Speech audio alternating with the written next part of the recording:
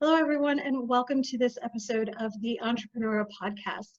Today, I have the absolute honor and pleasure of having here with us the wonderful Arlan Hamilton, founder of Backstage Capital, a fantastic venture capitalist based out of California, whose mission is to give underrepresented founders a voice and find new platforms for them as well as investment for them.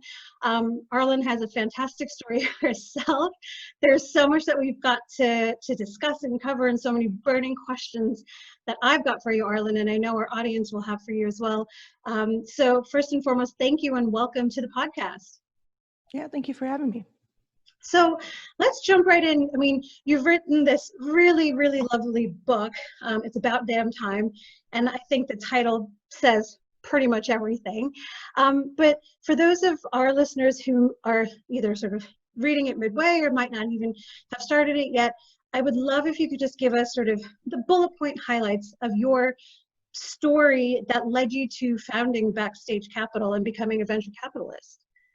Sure, it's a long story, but I'll try to do it quickly. So I'll be 40 this year, and starting around 30, so almost a decade ago, I started learning more and more about startups. I had of course used the services of startups with Twitter and social media and all of that, and Airbnb, but I didn't really understand exactly what they were and how they were formed and all of the processes and the players. Started learning about them because I was curious about why certain celebrities and their management were making these investments in a place called Silicon Valley. Yeah. And prior to that, I had grown up in Dallas, Texas. I had worked on many different careers, including live music production, which was my dream since I was 13. But I had always really close to the bone when it came to like finances, really, really skirted that, and never really had that breakthrough.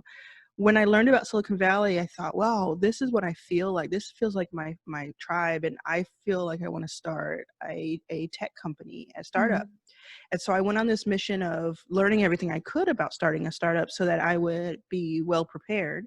Yep. And it was in that research that I learned that ridiculous statistic that is unfortunately not so moved today, but we're working on it, that 90% of all venture capital, which is the funding that is supposed to go into the earliest stages and of companies and innovative companies, and then grow them.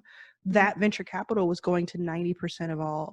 90% of that venture capital was going to white men. Yep. When we know that they make up about a third of the U.S. And so it didn't make any sense to me. It was frustrating, disappointing, sad, sickening, all of those things. But at the same time, I thought, well, that means that there's this incredible opportunity for change and disruption, as they say in Silicon Valley. Yep. And that's when I made the decision. It took a while because I wasn't certain that I was the one to go out and try to tackle this necessarily. And there were certainly people before me who had been in this space. But I said to myself, I'm coming from such a different point of view. I don't know anything about this world. I don't have any of the players at my disposal.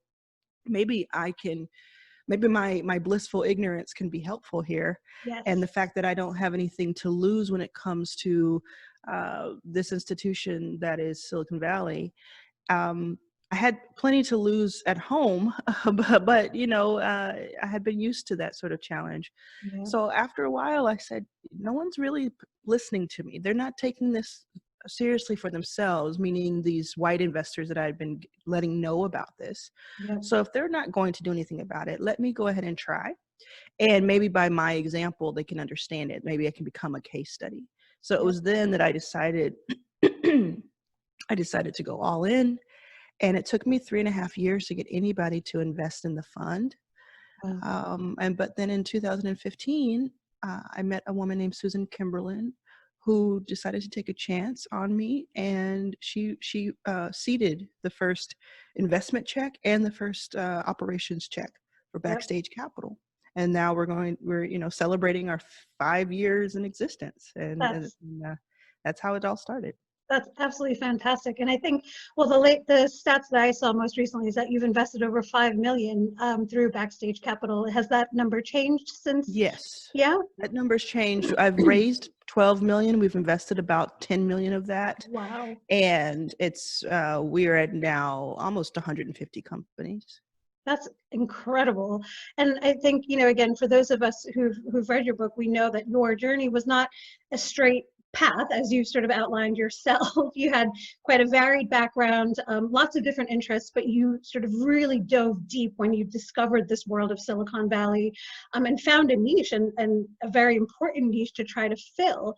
In the businesses that you invest in now through Backstage, do you look for founders who have perhaps not a similarly diverse background, but something that shows that they can really dive deep into lots of different areas? Or do you look for founders who are just totally focused on and have, decades or years of experience behind them in what they're doing now?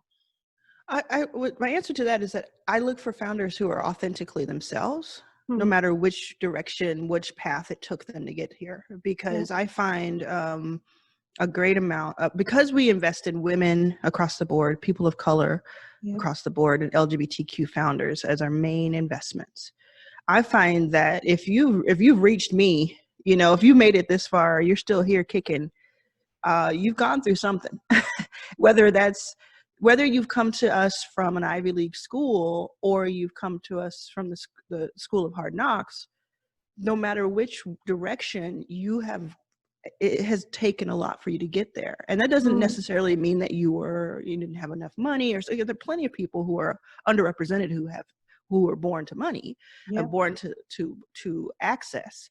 But just our very existence, walking outside of our doors when we can, walking outside of our doors, we have this something projected on us. And you know that from the richest Black person in America is Robert Smith. And he lives in Austin and a few other places. And he said that when he drives from his home, he likes to drive himself a lot.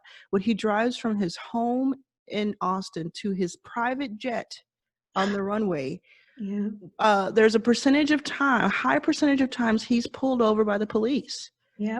Because why are you driving this fancy car? Who are you? Why are you in these fancy clothes? So it's not like that stops anything. So I look for people who are authentically themselves and use their life and lived experiences to craft the work they're doing today. And that to me is the most exciting. Whenever you see that founder product fit, as they call it, that's really exciting to me. Yeah, well, and I love that idea of coherence and authenticity, because I think that's something, again, that comes across very strongly with you, and sort of the way you created Backstage Capital. Even the name Backstage Capital refers to your music past.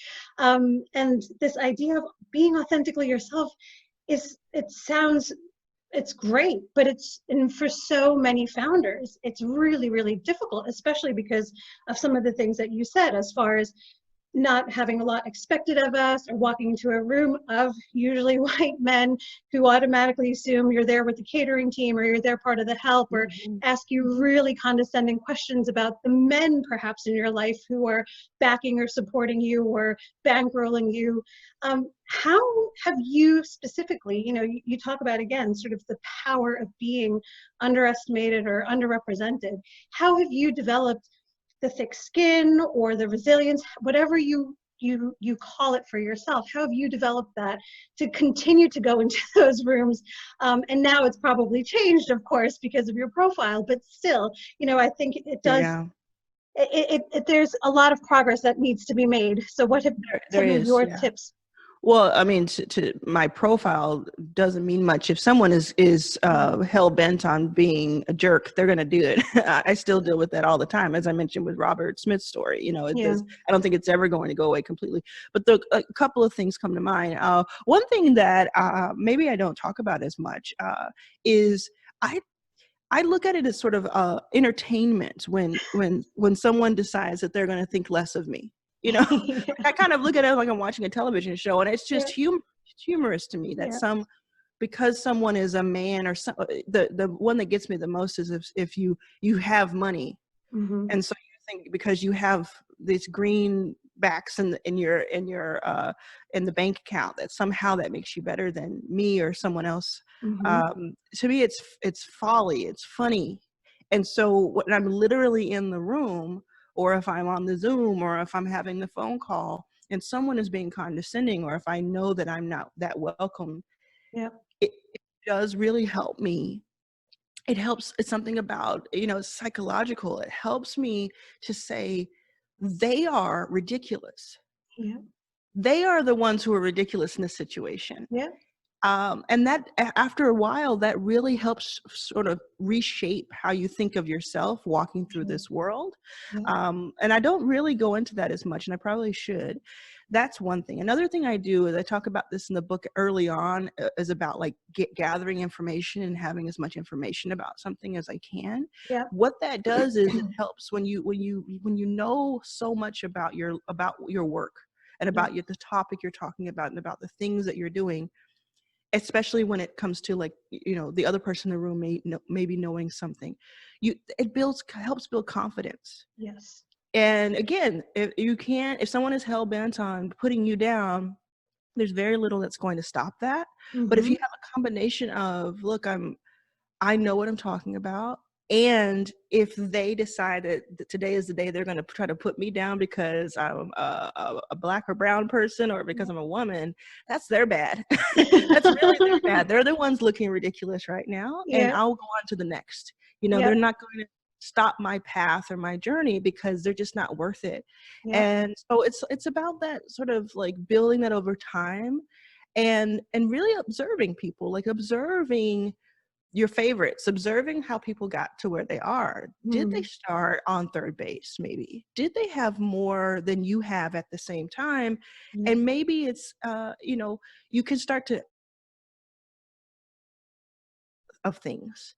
And that really helps too. I mean, Michelle Obama says in her Netflix documentary, I'll never forget this scene where she talks about having been in the most important and revered rooms in the world with the most important and revered people in the world. Yeah. And she said half of them don't even know how they got there Yes. themselves. Yeah. Right? So you got to be you. You got to Yeah. go in with what you have. What you can control is the information that you bring with you and the way that you perceive the situation. And I I tell love you this is how I operate. This is how I move.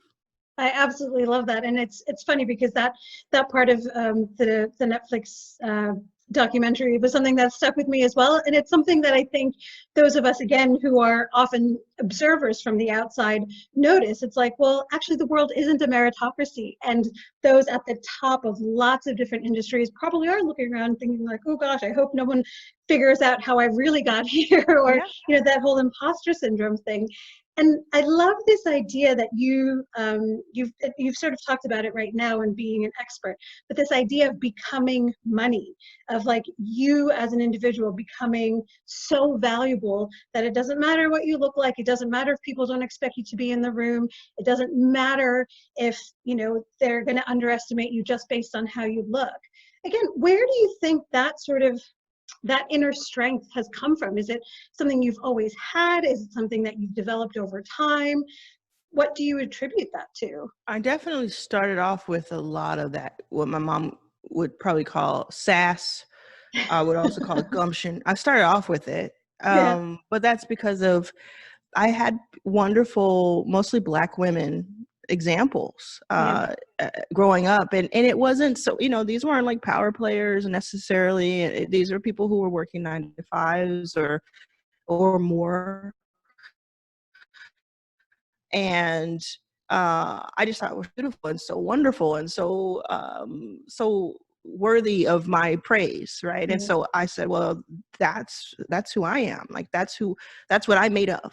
And I don't know, I just from a very early age I had a strong sense of self.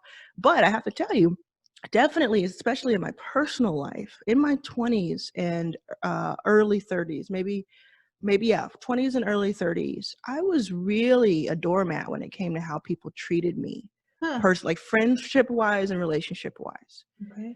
And over time, you just sort of get stung enough times that you realize, I should probably have more of a, I should probably protect myself more than I'm protecting myself. And that's when I started learning about boundaries, and I started learning about, you know, what may have caused me to be attracted to a certain type of person, whether it was platonic or not, right?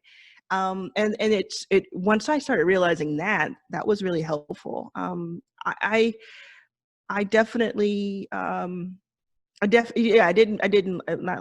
Beyonce. I didn't wake up like this.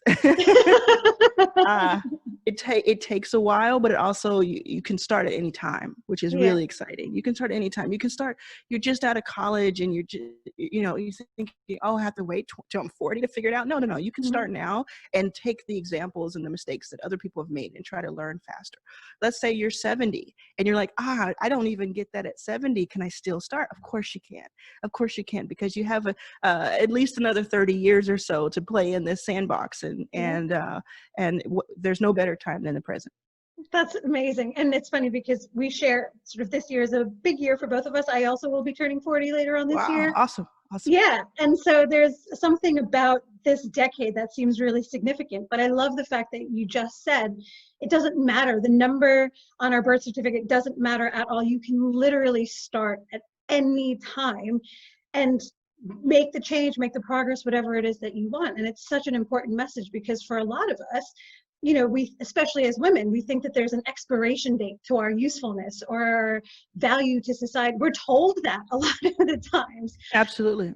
And so what do you think for you was the turning point in starting to see yourself less, and let yourself not be treated as a doormat, and see yourself more as this like whole person who should be valued, and felt first and foremost valued in yourself, and then was able to sort of demand that or expect that of other people? Was there any one thing, or when do you think that shift started to happen? It wasn't one thing, but it came from just this desire to be the best version of myself for other people as possible. Because I wrote this Medium post a few years ago. Probably 7 years, maybe 5 or 7 years ago. I don't remember, but it was back when the TV show Heroes was really popular, and the "Save the Cheerleader, Save the World" was the tagline. I don't know if people remember that. It's great. First couple of seasons of that show. I really miss it. So I wrote this blog post that said, like, save yourself, save the world. So if you know, it was about this thing that I'm not the first to say, but really it's about, like, how can you be a healthy, thriving, full person for other people if you're not taking care of yourself, and then you go out and try to fix everybody else. So yeah, I'm a fixer. I'm definitely just a natural, like, okay, there's a problem, I'm going to fix it in your life. And instead of like saying, oh, you know, there's a lot of going on in my life I should probably take care of first so that I can be my full self and I can give. And I think it probably came from a couple of things. One is meeting someone who's my current wife, you know, who just had, I don't know, she just brought out the best in me in that way, just because when it came to the personal side, because she treated and treats me better than anybody I've ever been in a relationship with. And I could kind of see what that looked like. And, oh, okay, it's not supposed to be like this. I see. We're not supposed to argue every other day. I get it now. And then the other part of it, really the biggest part, I think, was all along, like, I had this dream job idea, you know, being on tour, working with musicians, and I got to do that. I worked my way up. It took me 17 years to get there, but I got there, and I was going to continue that, and it was going to be really exciting. But there's a difference between having like a dream and sort of something that you're sort of aspiring to, and having like a calling, something that's pulling you in.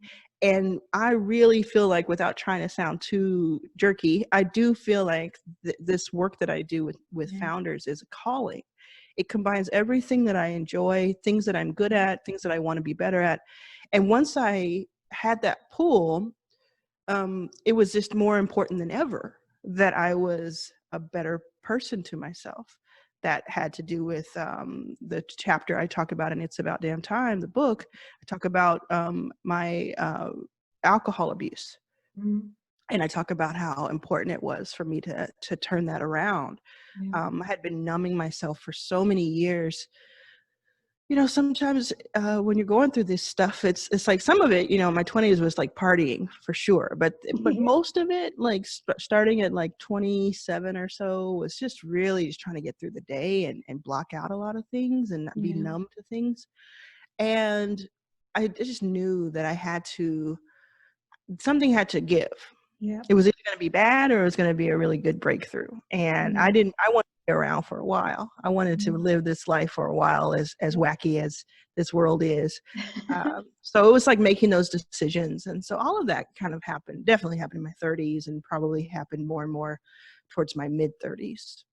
Wow. And I think, again, some of what you said will resonate with so many of us, in that this idea around this having certain people in your life will help unlock a transition. And sometimes you just get stuck in a rut that gets short-circuited by either meeting someone new, going somewhere new, change of environment, something like that. And it seems like you haven't used this word, but you've shed some of the things that perhaps you found very might have found toxic in your life, and bad influences or bad behaviors or whatever. What else do you feel like you have positive, in a good way, have shed? Like, what bad habits, any bad relationships, things like that, that have sort of helped you achieve the success that you've achieved to date? Yeah, it's definitely mostly around relationships. Like, even when I say like platonic relationships, I also, because I had that fixer, that savior complex, would always be attracted to people who, you could, quote unquote, broken, people who had a lot of mess in their life, because it felt like a project that I could focus on. And there were a few friends that I had to kind of decide, are they friends or are they projects? Are they friends or are they distractions?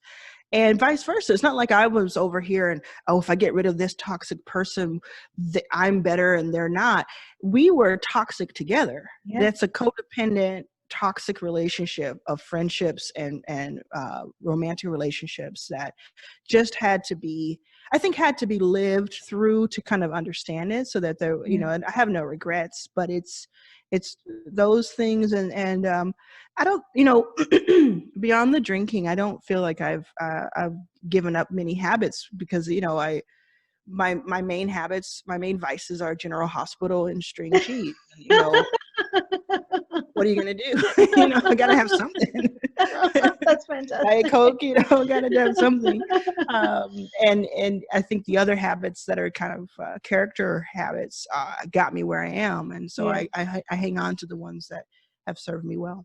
That's amazing, because you literally read my mind as to my next question is, what are some of your habits, whether daily or just consistently, that you've developed over time that, really do sort of give you that strong inner core and keep you going?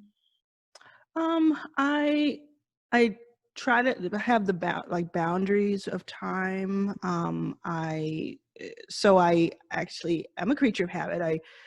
I kind of eat the same thing at the same restaurants and that sort of thing, but also, and that's kind of in that Zuckerberg, mentality of I also pretty much wear the same type of thing every day. I wear a hoodie and now it's like, I'm so sorry. That's okay. Now it's like sweatpants, but it's usually jeans and a hoodie or some sort of dark shirt. So that actually, not having to worry about wardrobe, actually, I do agree with Zuckerberg on that, and the Steve Jobs of the world, because that's just helpful. And it's not for everybody, especially if you're a woman. You're expected to have some sort of, I don't know, you're supposed to be like a peacock and show off and stuff. Yes. That's actually super helpful to me, and I don't mind it. I remember I was, just to take a slight detour, I remember I was at this really fancy dinner like a year and a half ago. Really fancy dinner, everybody there, and there were some celebrities there, and it was this whole little thing. And it was great. I'm not putting it down, but it was, it's just not usually my thing. And I was there, and it was okay. It was like having some nice, pleasant chatter. And then a woman showed up, and she was wearing a hoodie, and she kind of had her hair up, in like a little bun or something. And it was completely like not the look for this event, for this like really this elevated dining experience. And I just was like immediately said, I got to talk to her. Yes. And it turns out she is a founder that we ended up investing in. Amazing. Yeah, it was like, sometimes that distraction that of what we're supposed to wear and how we're supposed to appear and look and present, it can be really distracting and take away from just like the core of what's going on. I also do, I call it writing my own headlines in the book, and we go deep dive on that. But it's something I do with my drafts on my email, and something I have like journals for. It's like I write out.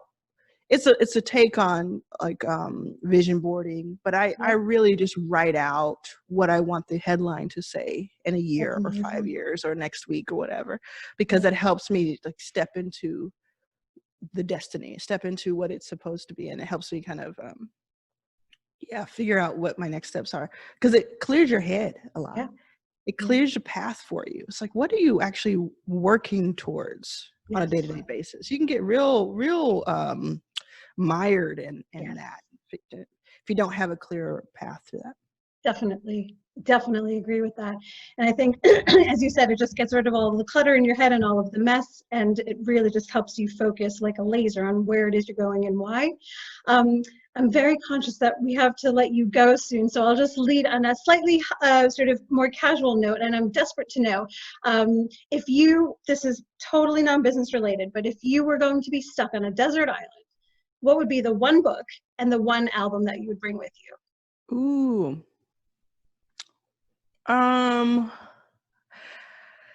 The one book, well, it would be Richard Branson's one of his biographies, and it would be Janet Jackson's Velvet Rope.